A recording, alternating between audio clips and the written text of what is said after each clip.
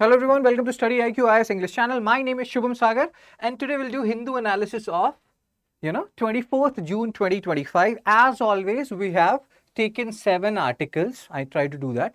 7 articles, they're actually we cover a sizable number of chunks and that actually helps. And so let's start the discussion without wasting any time. This is one of the first article of the day. Page 7 opinion. Inflation falls but not unemployment. So there are two people who have written this particular opinion article. You can see here Pulapare Balakrishnan sir and M. Parameshwaran sir. So please understand here. The point is, more than what they have written, what criticism of RBI they have done, we are interested in looking at this article from UPSC perspective. Inflation, unemployment. There is a particular curve which establishes a relationship between inflation and unemployment, that is known as Phillips curve. So we have to know about that particular curve. Then when you are talking about what these authors are saying, that inflation has reduced. Awesome. And many media, they are telling that RBI has done this, RBI has done that. At the same time, unemployment has not reduced. GDP growth rate has decreased. Good morning, Amal. So what the author is talking about is, we are giving undue credit to RBI. Again, the criticism part aside, we are interested in the key terms involved in this particular article. And the key terms, as we have discussed, Phillips curve, different types of unemployment, what is cyclical unemployment, structural unemployment, disguised unemployment, inflation, deflation. We have talked about these terms before. Inflation, rise in prices of goods and services. Deflation, decrease in prices of goods and services. Disinflation, the prices will increase but at a lower rate. So there are different terms, there are different terminologies which we have to talk about in this particular opinion. So inflation falls, media applauds RBI. And here the authors, two particular authors, they are saying that again this has happened. They are talking about two particular sectors in Indian economy which has performed good in the last few months or so. One is public administration and second is agriculture. So these two authors, they are saying that rather than RBI, agricultural growth has played a crucial role in tackling or reducing inflation to a certain extent. Cool, sir. So let's have a look at this article. Inflation falls, media applauds RBI. They have given certain data. You can have a look at it. In unemployment increased from, but then they are saying that there are other factors also. See, if you are taking if you are taking the applauds, at the same time you should also be willing to take the negatives, and this is the negative. Unemployment increased from 5.1% to 5.8%. As we have discussed, there are different types of unemployment. Cyclical unemployment. So let's say there are certain sectors which witnesses growth in certain period. So then in that particular period, employment will increase. When they witness a decline, employment will decrease. Cyclical in nature. Structural unemployment, what do I mean by that is, AI has come, big data has come, robotics has come. Because of that, what has happened? The normal jobs, they have witnessed decline to a certain extent according to different scholars, although people are still disputing about it. So this is structural unemployment that has happened. This kind of unemployment has occurred because there are changes in the economy which is happening. Then you have something known as disguised unemployment. You actually need 3 workers to work. And why I'm telling you these kind of unemployment, because UPSC has asked questions. So at the end we'll solve some questions once we are done with this article. So you need to know about these kind of unemployment. So disguised unemployment means hidden unemployment. So you need 3 people to do a particular amount of work, but 4 people, 5 people, 6 people are involved. Let's say 4 people are involved, then the marginal productivity of labor of the 4th employer, or the person who is working rather, is 0. So that is disguised unemployment, hidden unemployment. Cool. So author is saying that okay, inflation has decreased, awesome, but unemployment has increased, GDP growth rate has fallen. If RBI is taking credit for inflation decline, they should also take blames for unemployment and all those stuff. Cool. So here there are different points which you have to understand from exam perspective. Good morning, Mamta. What are those different terms? Like you see here, what they are saying. There are certain theories which say that unemployment is voluntary. Whether I am working or not, it's totally my goodwill. Sometimes I don't want to work, so I will not work. But scholars say that this whole fallacy which applies in US, that unemployment is voluntary, I want to work today, I don't want to work tomorrow, that does not apply to India.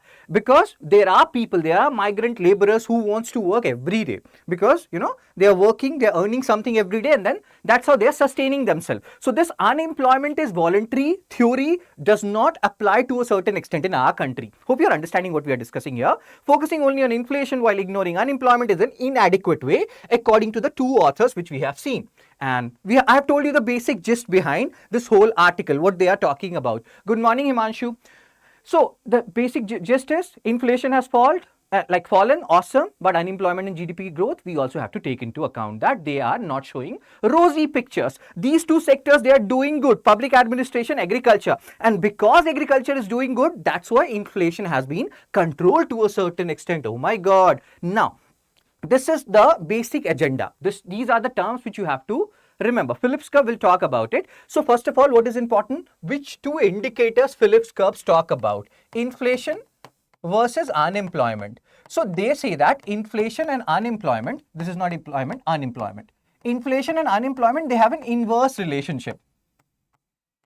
Inverse relationship. So when inflation increases, unemployment decreases. Do remember it. And that's why even RBI Monetary Policy Committee, they have an aim that we have to maintain 4 plus minus 2% of inflation. It's not like we have to, good morning, Shashikala. So it's not like we have to bring inflation to zero. Certain amount of inflation is needed to keep unemployment in check. When inflation increases, unemployment decreases, inflation is increase in prices of goods and services. When prices of goods and services, it increases, then what happens? The companies, they have more incentive to sell these goods.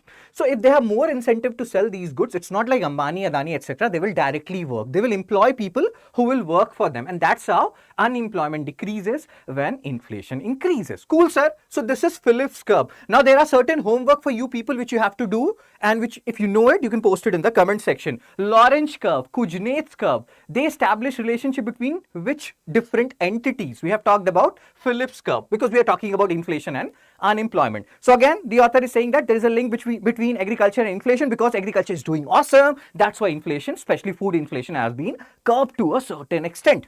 So more than RBI monetary policy, the improvement and the fast pace of agricultural growth has to be given credit for what has happened and how inflation has been controlled. Cool, sir. No, again, you can read all these things we have discussed. The basic point. RBI say it might cut rates if inflation keeps falling. So many people say that rather than keeping inflation in control, they follow trajectory. If inflation has been controlled, then RBI does stuff. So RBI follows, not leads, according to the author. You can always agree to disagree with the authors and their assessment. The basic premise is you know the basic meaning of the terms. Good morning, Senorita Nisha. Okay, let's have a look at some questions now. So this is PYQ1 which was asked in 2010. UPSC has asked this particular question in 2010. And they're asking question related to deflation. What is the basic meaning of deflation?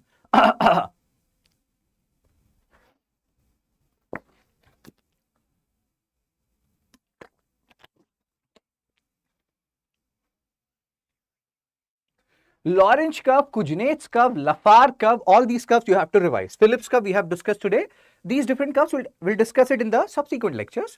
But if you know it, post it in the comment section. Right now, post the answer of this question in the comment section. What do you understand by deflation?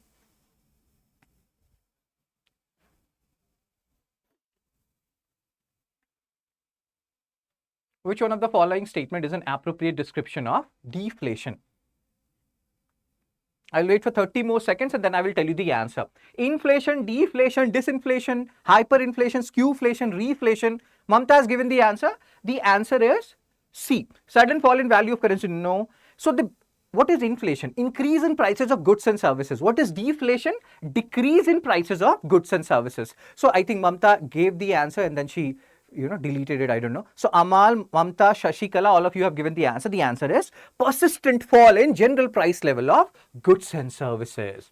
Now PYQ2, which was asked by UPSC in 2013, disguised unemployment generally means. What is the basic meaning of disguised unemployment? See, this whole article which we have discussed, important from pre-perspective, important from, Nisha has also given the answer for first. So Amal, Shashikala, Bimal, Mamta, Himanshu, Nisha, Priya, the answer is C. Deflation is decrease in prices of goods and services. Disguised unemployment, we have talked about, cyclical unemployment, structural unemployment, disguised unemployment. So what is the basic meaning of disguised unemployment? Large number of people remain unemployed, alternative employment is not available, marginal productivity of labor is zero, productivity of workers is low.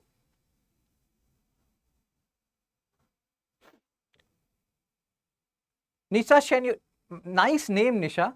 Nisha Senorita. So, disguised unemployment, what we have discussed, that let's say 3 people are working and they are producing 3 units of something. Then 4 people, one friend of theirs, they joined, and even then they are producing only 3 units because they are doing chitter chatter, or gup shup in Hindi we call it. So the marginal productivity of fourth labor is zero. This is hidden unemployment, disguised unemployment. So the basic meaning of disguised unemployment is marginal productivity of labor is zero. In this scenario, the fourth person, his marginal productivity is zero. So he is not doing any work. He's just doing chitter chatter because there's no increase in productivity. The input or the output which they have produced is still 3 unit. So the answer is C. Marginal productivity of labor is zero. Who stated the answer? None of you. Don't worry about it. You can go back and you can again watch. I have told you what is disguised unemployment when we have discussed this article. Okay, sir. Now, on page number 13, there is an article which is related to Strait of Hormuz. Hormuz block may benefit Indian refiners. How will that happen? We'll talk about it. But before we talk about that, let's have a look at the map. This is Strait of Hormuz. You will see different words here. Persian Gulf, Gulf of Oman. So map is very important. We anyway know Iran is in news every day. So it's not like we will cover every day Iran. It's boring. It's repetitive and you don't need it like from UPSC perspective. Good morning, Shripanna. Yes, option C. So here, if you see strait, so there are different terms which you need to understand from exam perspective. Strait is one, then isthmus. Then you're seeing Gulf here, Persian Gulf. Do remember these places. They are important. Then isthmus, Gulf, and then there is bay. So do remember one thing. I don't know how many of you have attended my previous class. We have discussed these terms.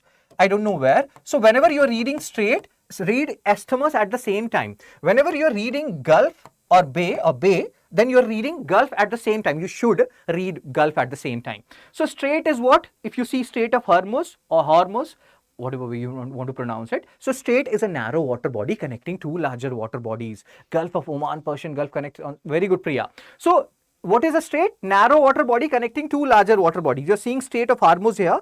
Then similarly, you have Strait of Gibraltar. You have Bering Strait, which is very near to international date line.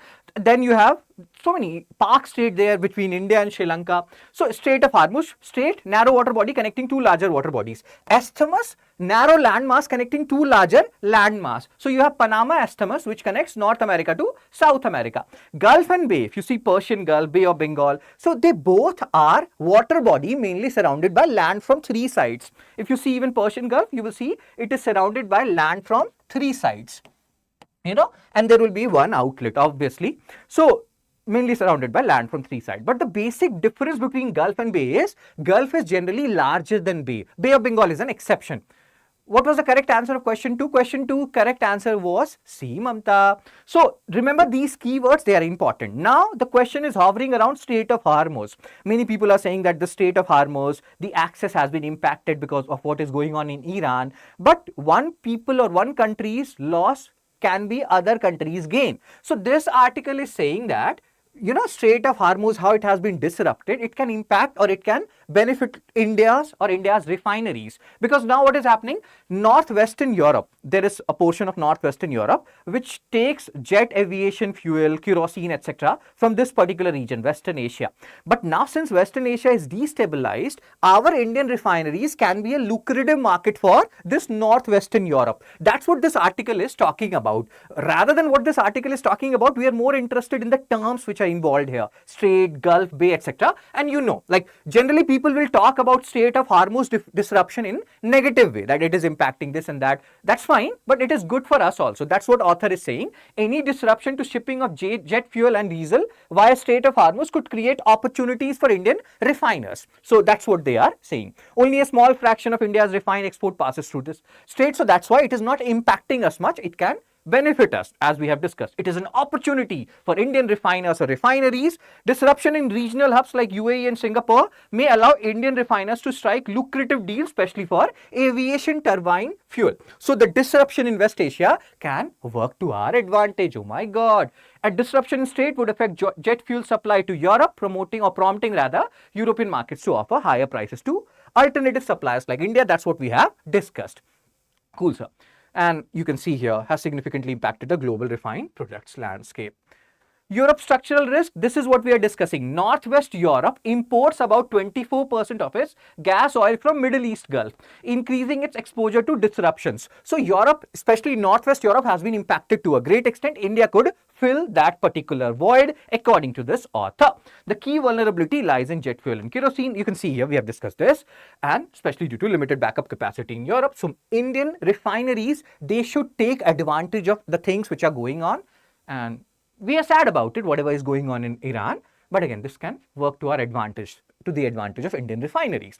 Now let's solve MCQ 3, which is based on the previous article, because that article is very important. Inflation, unemployment. In GS 3, you have something called as inclusive growth. Growth of all sections of society, leaving no one behind. So important from both pre and mains perspective. Have a look at this MCQ. Good morning, Sarji. No issues, Rishi. Good morning.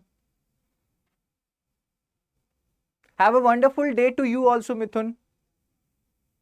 So Shashikala has given the answer. Phillips curve shows relationship between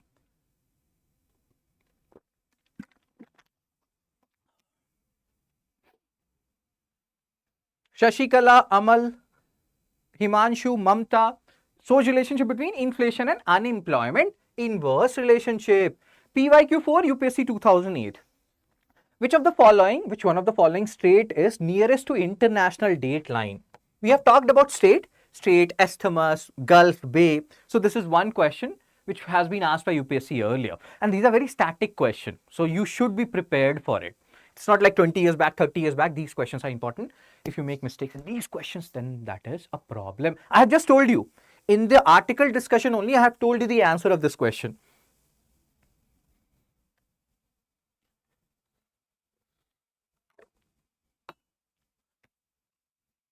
So Shashikala, Rishi, they have given the answer. Rishi, do write the question number when you are answering. So which one of the following state is nearest to ideal international date line?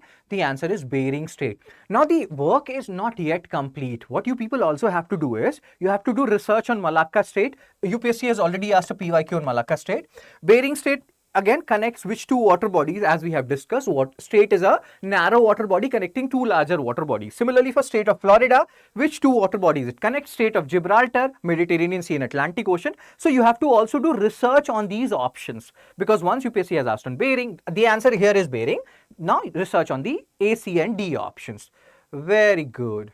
Which type of question should ask in mains? I don't know, because first time enter UPSC phase. Don't worry. So here, like, they will ask you, Senorita, they can ask you about different kind of curves. They can ask you to explain them. They can ask you about inflation and unemployment relationship. They can ask you about inclusive growth. For that, have a look at the syllabus, Nisha. That will help you in understanding. And that's what we are also doing when we are covering different articles. We are covering it from UPSC perspective. Like this is the article, Pakistan's role in US West Asia calculus. Now, this particular article is important from GS to international relation and India's neighboring countries. We have Chabahar port, we have invested in that. Then there is Gwadar port. Then Pakistan-Iran issue, Shia-Sunni issue. You know, Iran is the hub of, like, when we talk about Shia leadership, then Shia-Sunni relationship. Then there are other issues also. What is Pakistan doing? How is US treating Pakistan? Then what is India's response to it? There is a contradiction going on within Pakistan only. You can see here there's an image. Supporters of Jamaat-e-Islam hold a demonstration to condemn Israeli strike on Iran in Karachi, Pakistan. So there are certain contradictions, but all in all, in general, what is the basic approach of Pakistan in this US West Asia calculus? So it's a very important article. It will give you lots of different perspective. Welcome, Nisha.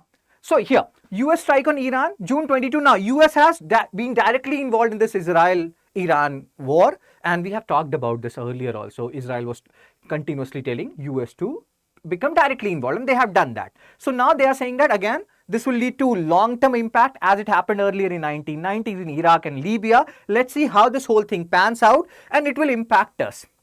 Like we were talking about Strait of Hormuz, the positive implication for India. But what about Chabahar port? We have invested in that. So again, possibility of extended conflict. Again, here they're talking about this whole thing will escalate and this will be a prolonged war. It's not that easy to annihilate Iran. Maybe US thinks so. US thought the same thing in Afghanistan, which is known as graveyard of empire. What happened in Afghanistan? They had to leave. So it's not like it's a straightforward thing that Iran will be annihilated. We have to wait and watch.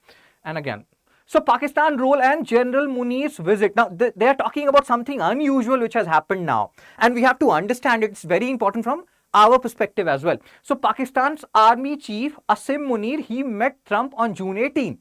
One-on-one lunch. Now, Trump's excuse was, I met this particular guy Munir because India-Pakistan issues and this and that is happening. We have to cool off that whole thing. But the cooling off has already been done. So many people feel, please understand, if you look at the map, you will understand that Pakistan has a very strategic location. So even though we have our issues with Pakistan, obviously, but US does not isolate Pakistan. In fact, it is said that this whole IMF relief packages, which Pakistan gets one after the other, in that US has a major role to play.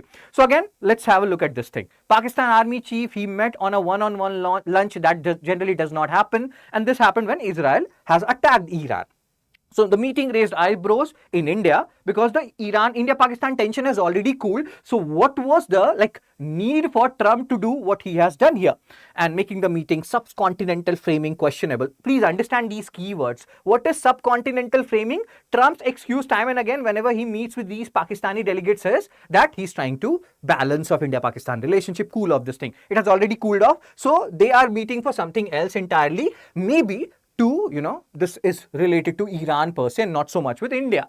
So US-Pakistan relationship, as we have discussed, this Pakistan has been held by US time and again.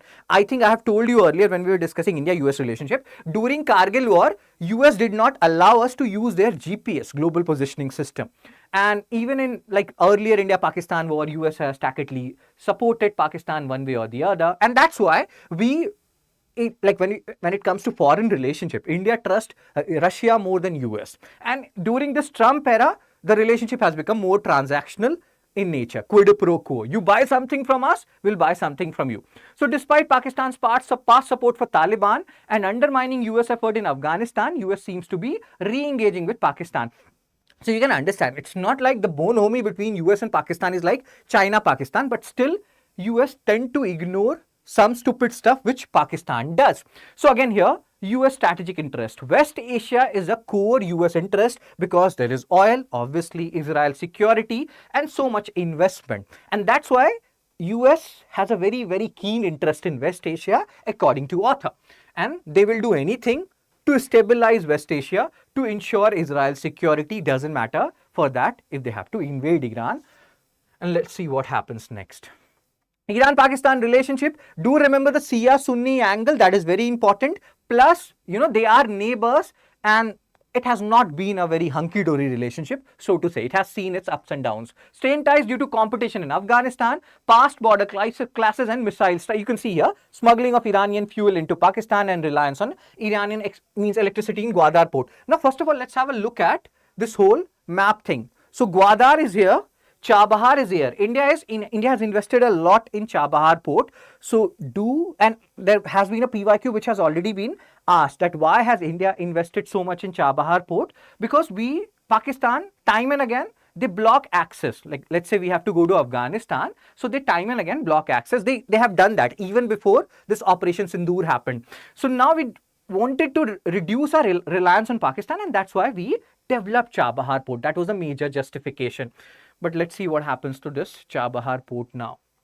And via this Chabahar port, we'll go to Afghanistan. That was the basic plan and that has taken a hit.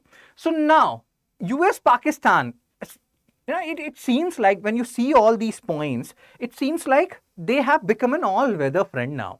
And that is not a good thing for us when you talk about Pakistan-US relationship. And again, whether US asked for it or not, but Pakistan shut most of its border with Iran on June 15. That's what you can see here. And Pakistan received, as we have discussed, IMF time and again. Geeta Gopinath was involved in IMF when Pakistan received so much, monetary relief and all these packages. So it is, again, people believe that US is directly, indirectly involved in this relief packages. So again, that is one of the major reasons why we cannot rely on US that much. You can read all these things. Trump allegedly helped Pakistan, blah, blah, blah. This is actually not blah, blah, blah. This is bigger than blah, blah, blah. Trump allegedly helped Pakistan during Indian military operations that targeted a site near Rawalpindi. So again, this is not a, you can see here, US under Trump especially very dangerous for us. US in general, we cannot rely on them. That has been the historical fact which has been talked about in political circle. But under Trump, it has become more and more, like very unpredictable, so to say. And that's why there was one editorial which we have done in previous Hindu analysis where we have talked about that we have to engage with US Congress and not be very, like, we can ignore sometime whatever Trump says. He'll not be there forever. And this is another point. Border relationship, competition for Afghanistan. We are talking about what are the things which are the focal point in Pakistan-Iran relationship. And then this Shia-Sunni, sectarian point is also important, as we have discussed earlier. Contradiction. Now, let's talk about the contradiction part. So what we are trying to understand, Pakistan is not having a very happy relationship with Iran. So that is in a way also Pakistan's support to Israel. Then what about, they talk about this Pakistan, they talk about support for Gaza. So it's very contradictory. On one hand, you are siding with Pakistan when it comes to Iran issue. We are talking about Pakistan. And on the other hand, you are citing support for Gaza. In a way, you are supporting Israel when you are not supporting Iran. So it's all very contradictory. That's what the author is saying. Pakistan alliance with US against Iran conflicts with its support for jihadist groups and pro-Palestine rhetoric. Either are you are with Israel or you are with Palestine. In this scenario, when you are with Israel, that means you are not with Palestine. So you have to make your stance clear. That's what the author is talking about. General Munir plays support for Gaza even as he aligns with US action against Iran. So this contradictory stance may strain Pakistan's internal stability. And that's why when we were seeing this whole thing, if you go back and if you see the starting of this article and see here, down with America and Israel. So internally there are certain major factions in Pakistan which does not like America, which does not like Israel, but the political group, so to say, in Pakistan, they are currently siding with America and Israel. So there will be an internal turmoil in Pakistan that continuously goes on, that we already know, but let's see how this whole thing pans out. It's all very contradictory. Hope you understood some part of this article, what they are talking about. Cool, sir. So now let's solve a PYQ, which was asked by UPSC in 2017. What is the importance of developing Chabahar port by India? Chepandis. Chepandis means, just give me a second. Tell me.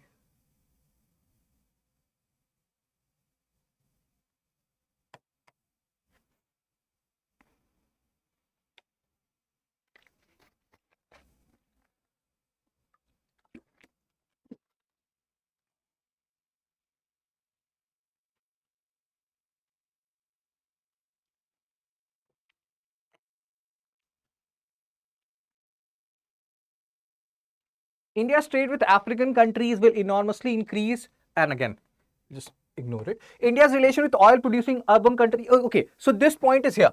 Arab countries will be strengthened. India will not depend on Pakistan for access to Afghanistan and Central Asia. Pakistan will facilitate and protect the installation of a gas pipeline between Iraq and India.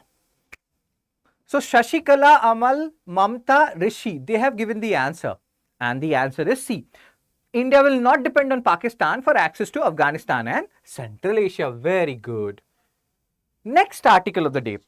Page number 4. Sharp rise in number of women Maoists killed in security operations data show. Now, again, this is just like there are certain datas, and like data is not a word, datum is a singular and data is plural. Maoist, internal security, GS means paper 3.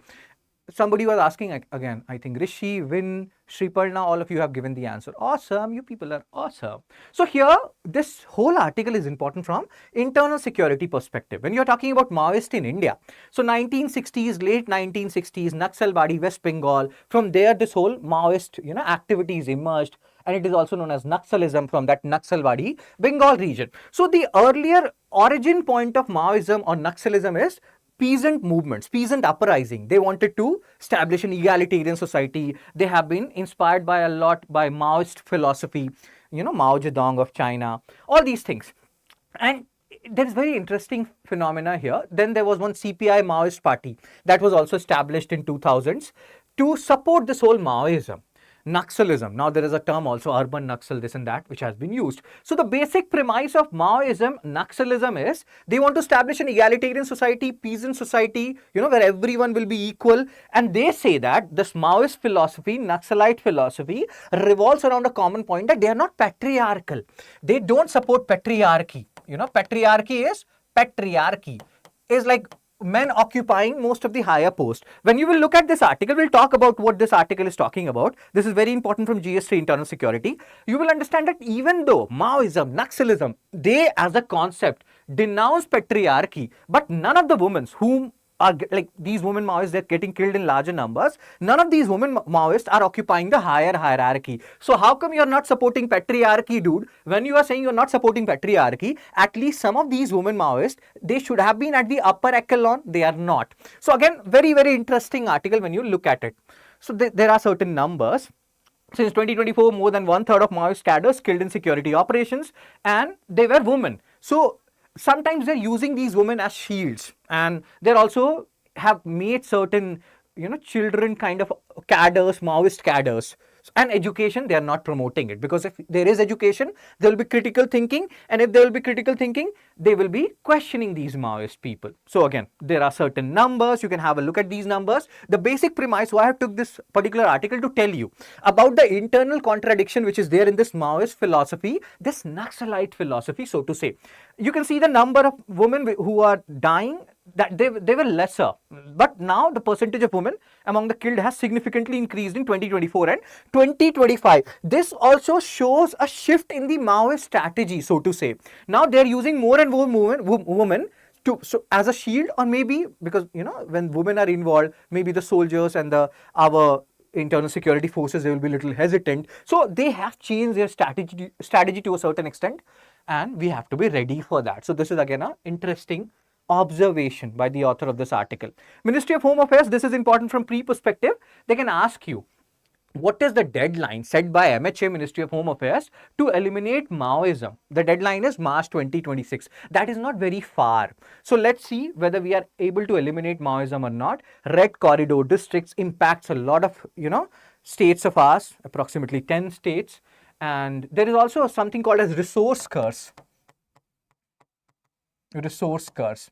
You will see the areas where Naxalism is prominent, Maoism is prominent.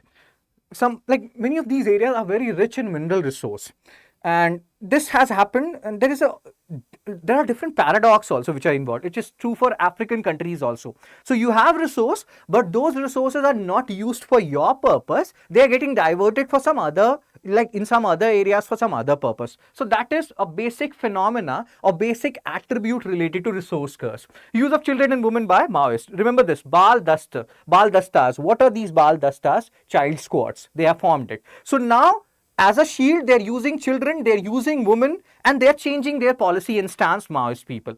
Adivasi families, you can see here, women are used as a foot soldiers, human shields, and are pushed to front lines from 2024 onwards, according to the author. Oh my God. Cool. Suppression of education. Obviously, they will suppress education, because if education is there, critical thinking will be there. If critical thinking will be there, they will ask questions. They don't want people asking questions. Police perspective, women and girls, they are coerced, they are physically, emotionally abused, and police are focusing on humane and gender sensitive rehabilitation. So that's what, IG Buster Range P. Sundarraj sir is saying. Hope you understood the basic gist. Maoism, Naxalism, Naxalbari movement, 1960s, late 1960s, peasant revolution inspired by Mao Zedong philosophy, but lots of loopholes in their philosophy, so to say. Have a look at this particular question.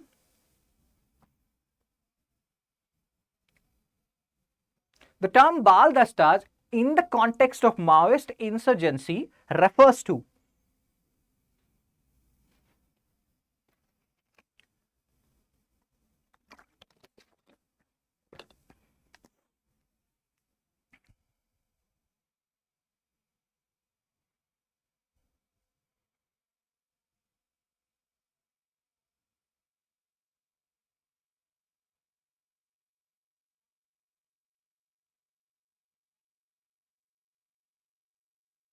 So Shashikala has given the answer.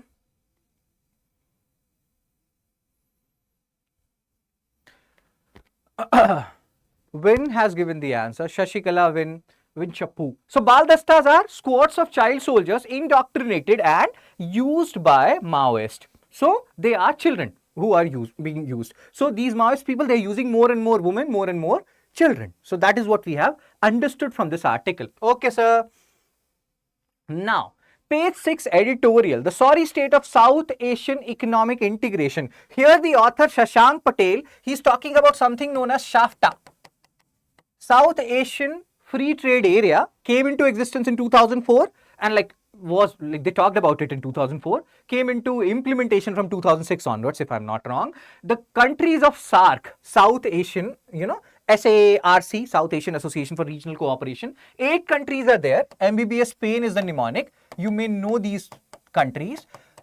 MBBS Spain. Here M is Maldives. It is not Myanmar. Bangladesh, Bhutan, Sri Lanka, Pakistan, Afghanistan, India and Nepal. So MBBS Spain, they are part of the SHAFTA, South Asian Free Trade Area.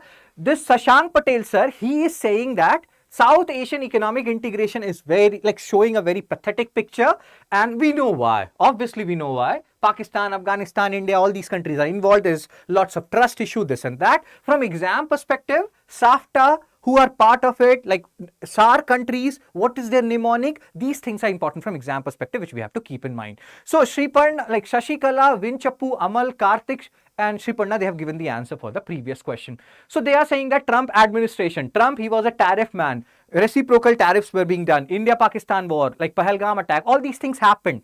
Because of which, again, South Asian free trade has taken a hit to a certain extent. That's what author is saying. Interlinkage, he's saying that security and economy, people are seeing them in silos. You don't have to see them in silos. They are deeply intertwined. But again, you can read all these things. I have told you the basic gist here. What are the things which are important? SAFTA is important. SARC is important. Countries which are there in SARC is important. So South Asia is one of the least economically integrated regions globally. In this article, in this editorial, the author has given such fascinating figures. In one of the point, he has talked about very interesting thing that how much cost you are incurring. India is incurring when it trades with Pakistan. It is much higher than the cost India is incurring when it is trading with Brazil. So that has happened. Intra-regional trade means trade which is happening within a particular region. Under SAFTA is only 5 to 7% of total international trade. When you are talking about EU, the trade which they are doing among themselves, that is 45% of the international trade. Even ASEAN, 10 countries, will talk about it. That is also in news. ASEAN, OIC, all of these are in news. 22%, but SAFTA, South Asian, like these countries, 5 to 7%. I have told you the mnemonic, MBBS Spain, SAR countries mnemonic, 8 countries are there. Do remember it, it's important. M, not Myanmar, Maldives. Bangladesh, Bhutan, Sri Lanka, again Pakistan, Afghanistan, India and Nepal. If I'm reiterating the same thing again and again, that means that is important from exam perspective. Cool, sir. So again, under exploited trade potential, they are saying that SARC intra-regional trade is around 23 billion. Far below the potential, 67 billion potential is there. South Asia has 25% of world population and only 5 trillion GDP. So, and you see here, EU, balkanization of countries, such small countries, they have $18 trillion size and 5.8% of world population. We have 25% world population, only 5 trillion GDP. This is about comparative analysis. You can see what is happening in South Asia. Remember, there are certain things which are very important. When you're talking about South Asia, Afghanistan is a part of South Asia, and when you're talking about SARC also. Iran, it's not a part of Central Asia. In Central Asia, you have only 5 countries. These Kazakhstan, Kyrgyzstan, Turkmenistan, Tajikistan, etc., which you are talking about. They are part of Central Asia. Do remember, Iran is not a part of Central Asia. Those 5 Central Asian countries, their capitals, arrange them north to south and east to west. Important. You should know which countries are part of South Asia, West Asia, Central Asia. These are basic points. So countries with unexploited trade potential, they are saying. Bangladesh, you can see here. Pakistan, Afghanistan, Nepal. India-Pakistan trade, $2.41 billion it was. It decreased to $1.2 billion. Almost half.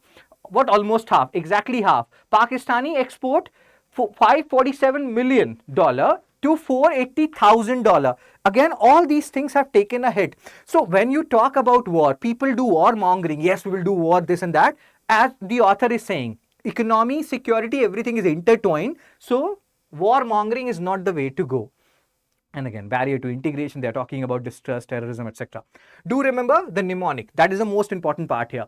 Untapped trade and investment potential. They are talking about lack of cooperation, how much trade we can do, how South Asian nations must set aside bilateral conflict. Easier said than done. Very, very controversial article in today's day and time when so much hostility is there between India and Pakistan. But this author is saying that again, war comes at a cost. South Asia is fragmented. They have a lot of untapped, potential, and that is not being tapped, obviously, because of the things which are going on. Cool, sir. Let's have a look at this question. Which of the following countries are members of SAFTA? South Asian Free Trade Area.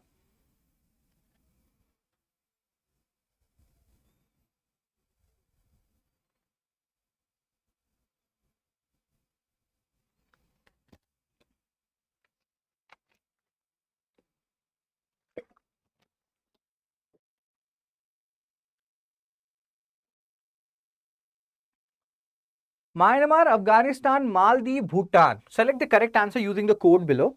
1, 2 and 3, 2, 3 and 4, 1 and 4, all of the above.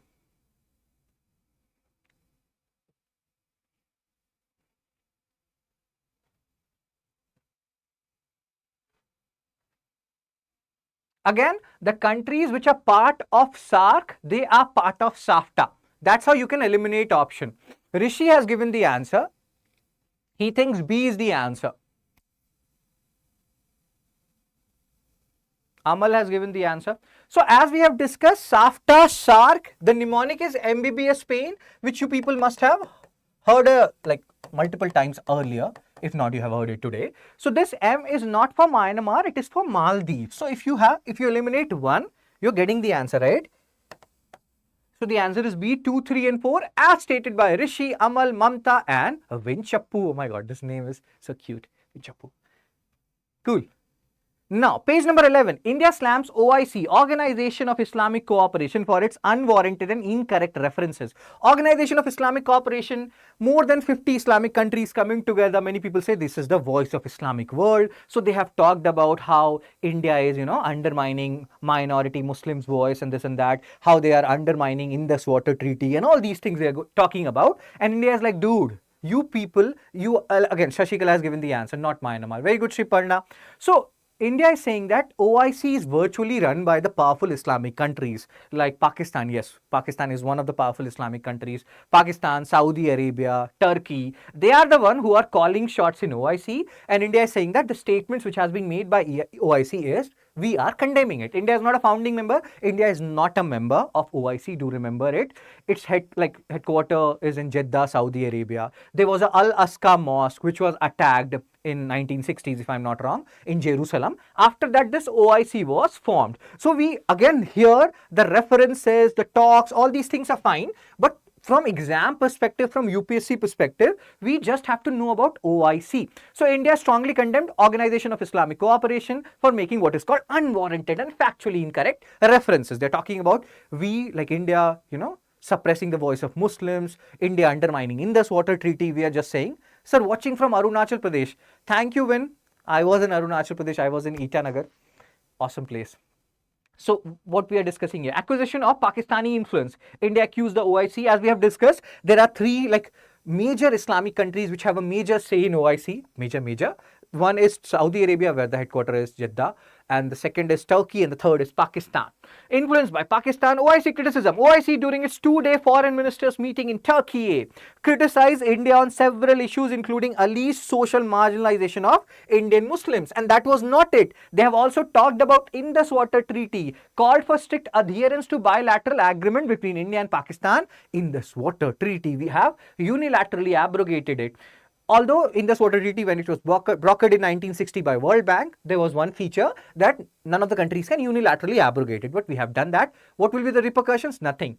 Big countries, they can do anything they want to. India is one of the big countries, big power. Okay, sir. So India's rejection. India formally rejected the OIC statement, calling them baseless and inaccurate. On terrorism, India, again, you can read all these points.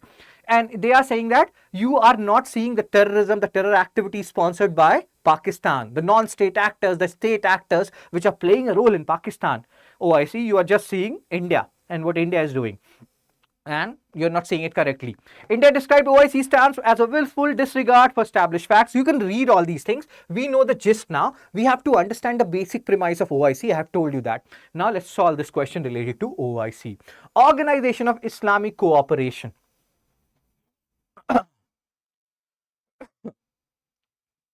OIC was established in response to the attack on Al-Aqsa Mosque in Jerusalem. India is a founding member of OIC. The headquarters of OIC is located in Jeddah, Saudi Arabia. Which of the statements given above is or are correct? Oh my God.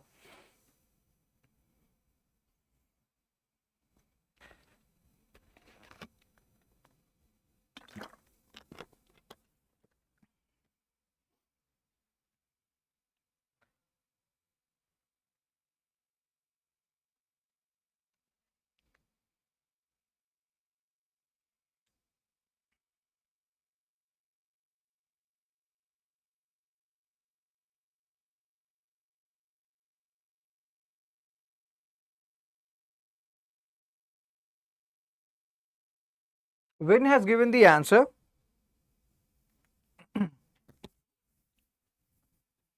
Mamta has given the answer. Arnav has given the answer. Shashikala has given the answer.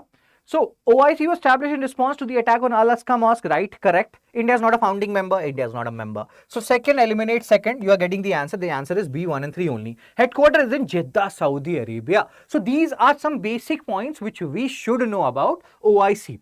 And when you read these news, it's easier to remember them. Page 13, again, there are so many. Like, today's Hindu was dominated by IR articles, you know. We talked about economy article like inflation, unemployment, but more or less IR articles dominated. ASEAN was also in news.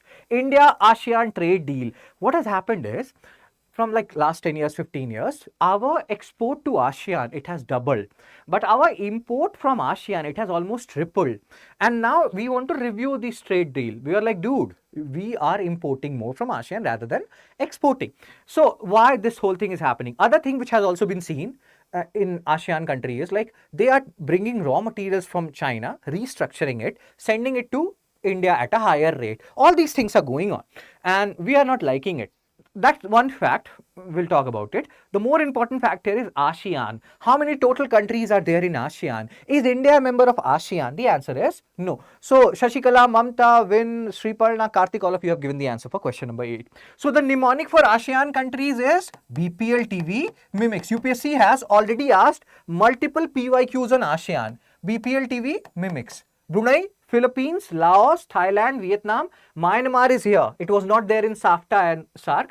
Myanmar, Malaysia, Indonesia, Cambodia and Singapore. So do remember BPL TV mimics. In our time, there used to be a TV which was known as BPL, like BPL Onida. So BPL TV mimics. Cool, sir.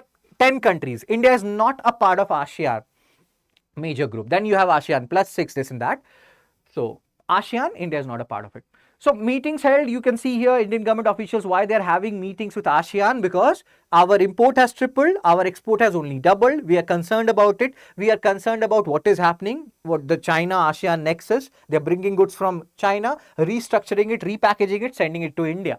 So we are having talks regarding all these things. Despite these efforts, no progress has been made. Initial agreement, or again, there is an agreement AITIJ which was signed in 2009. And now we are reviewing this agreement rather, and that's when we have realized that something has happened. What has happened? India's export to ASEAN doubled, India's import from ASEAN tripled. So not very good from balance of trade perspective, and we are reviewing it. So growing trade imbalance and tariff disparity prompted India to press for a review. So let's see how this review pans out. And then the start of review you can see here. China factor we have just discussed. India discovered that some ASEAN countries importing highly subsidized raw materials from China, processing them, re-exporting the final product to India. India like, dude, this is cheating. This is not good, ASEAN countries. And there's a stalemate which is going on. Let's see how this whole thing pans out. But from exam perspective, the important part is, as you can see from PYQs, the countries of ASEAN. You have to remember them. 10 members as Sriparna is saying. Very good, Sriparna. Now let's solve this question. Consider the following countries: Brunei Darussalam, East Timor, Laos. Which of the above is our members of ASEAN?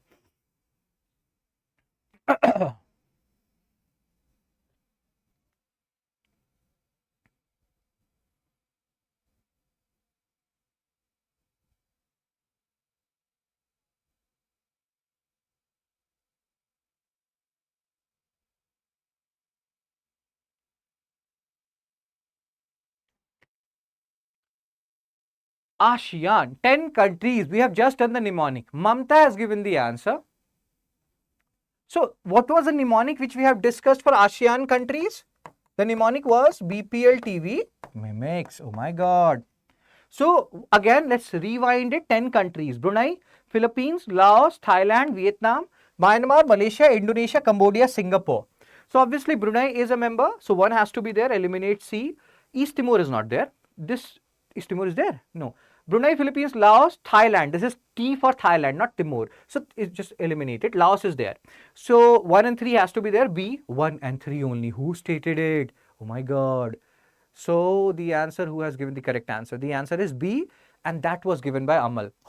Again, you can see here, these are basic questions. In our Hindi, there is a saying, Nadi kinare saap hai, pada hua galat karna paap hai. That means alongside a river bank, you will witness a snake. And if you're making mistakes in the things which you have already read, that's a very big sin. So these are basic questions. We cannot do them wrong. Cool. Let's do one more PYQ on ASEAN.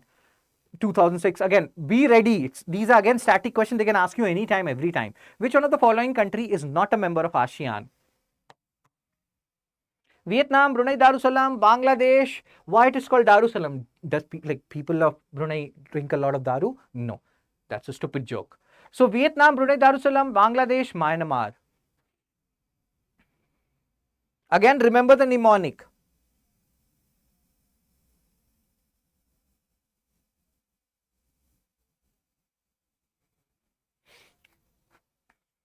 Vietnam, Brunei Darussalam, Bangladesh, Myanmar. Shashikala, Sriparna, Vin, Arnav, they have given the answer. So again, the mnemonic was, the more you say it, the more you practice it, the more you will be remembering it. BPL TV mimics. Brunei, Philippines, Laos, Thailand, Vietnam, Myanmar, Malaysia, Indonesia, Cambodia, Singapore. So all these countries are there. Bangladesh is not there, bro. This is Brunei, not Bangladesh. Brunei. And these are just some questions. There have been more questions. We'll talk about them in future lectures. Now, the time has come for your doubts. Whatever doubts you have, please feel free to post it in the comment section. Not only confined to, this Hindu analysis, this and that. Anything related to doubt, like, my girlfriend has left me, sir. What should I do? So my answer will be, this is not the time to make girlfriend and boyfriend. Focus on your exam preparation, And once you clear UPSC, these things will take care of itself. You will go to Lavasna, you will marry there, as people generally do. So don't worry about other things. Just worry about the things which are in your control. I will share this particular PDF along with the answer of these, I think, 10 questions we have done. Most of them were PYQs in this Telegram channel of mine. So any queries, any doubts, Saran ma'am? Fun Study with Shubh, you can join it. People who have not joined it, you will get the PDF by today evening. There are other PDFs also which I have to upload. I will do that. So score out of these 10 questions, how many you got correct? That also you have to post in the comment section. And also, yes, doubt is very important. So if you have any doubts, feel free to post it in the comment section. On the other hand, let me also tell you, because this is also important, there are certain talks which happens, about time and money. What are those talks related to time and money? People say, if you have money, you can use that money to buy time, and vice versa. So currently you are preparing for UPSC, and there can be certain scenario where you feel like you are not disciplined enough, or you are lacking certain structure, you don't have proper notes, you are weak in a particular subject, this and that. So in that regard, you can join any of the course which suits you. There are also scenarios that you are preparing for 2027. In that case, you can join our Pratigya, and I'm saying Pratigya, I will just show you.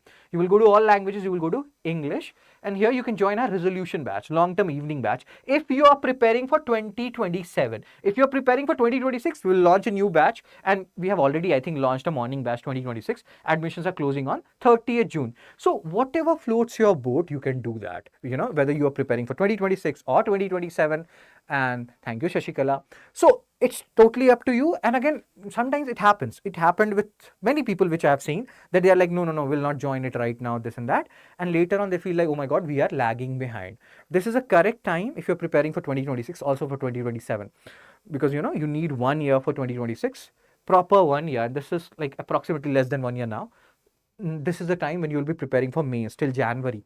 This Hindu analysis also, we are covering it from mains as well as pre-perspective to give you different dimensions. So all these things are very important. Your time matters. You can join this batch if you're having any issue, discipline issue, consistency issue, issues in making proper notes, issues with a particular subject. If you are preparing for 2026, if you're planning to give pre-2026, you can join this resolution batch. This is the morning batch. And if you are starting or totally a beginner, then you can go for 2027 batch. The process is same. Let's say if I tell you for 2026 batch, you will go here. I have told you, you will go to English section in the language, and you will go to buy now and see here all these features. Plus, I will tell you a lot. I can tell you whatever you want to ask me. Good morning, Satyajit. So again, if you have any more queries, this is the number. You can ask on this query. There was one query which was asked by some people who wanted a 1 year long schedule related to how this whole thing will pan out. So any query you have, call on this number, ask your query. Live classes are there, and this batch is valid for 3 years. So even if you're giving it for 2026, this whole thing, the whole course, the whole videos, the whole notes will be available till 2028, because we all know it's easier said than done. UPSC, you have to have a lot of patience. This exam requires a lot of patience in so many different ways. So this is actually a very, very well, initiated by StudyIQ, that they're giving you a longer validity. Lecture notes, one-to-one mentorship. I keep on telling people about this mentorship thing. This is actually very important. Mental sanity will be ensured when you're talking to people who actually knows your conundrums. Sometimes the family also don't understand what we are going through. In that scenario, your mentors will help you. Mains residential program, which is currently going on for people who have cleared UPSC pre, so they'll be, living with those people who have also cleared UPSC pre. That actually helps, because you become the average of 5 people you surround yourself with. All these things are there. Interview guidance program, because this is P2I, prelims to interview, scholarships, all those things are included. Any more queries, please feel free to call on this number. And you see this particular diamond course 31999. Let me see if I use my promo code, which you are seeing in the bottom section, whether we get any discount or not. So if you use this SHS live and I put on apply, see, this has reduced to 24999, and this is actually a very low cost actually. I think the price has reduced, so you can avail it. Last time I used my code, the prices were a little higher for people who have watched my video, Hindu analysis, earlier. So you can use my code SHS live, you will get 7,000 more discount on this. And each and every rupee matters. Your time also matter, so it's totally up to you, time and money and all those things. And if you feel like, no, everything is going fine, awesome. But if you're facing any issues, you can join these batches. Everything will be streamlined. Cool. So any query, Satyajit, Vin, Chapu, you too, Vin, Vimal, Shashikala, Mamta, else I'll be gone then. And I'll be seeing you people tomorrow at 10. And there will not be any more, gaps, etc. I have told you on 19th only I was going to meet my family after 6 months. So now Hindu analysis will be very regular. We'll meet every day at 10 a.m. and things will be very streamlined. Thik hai then. Thank you everyone. I will see you people tomorrow then. Take care. Be blessed. Tata. Bye bye.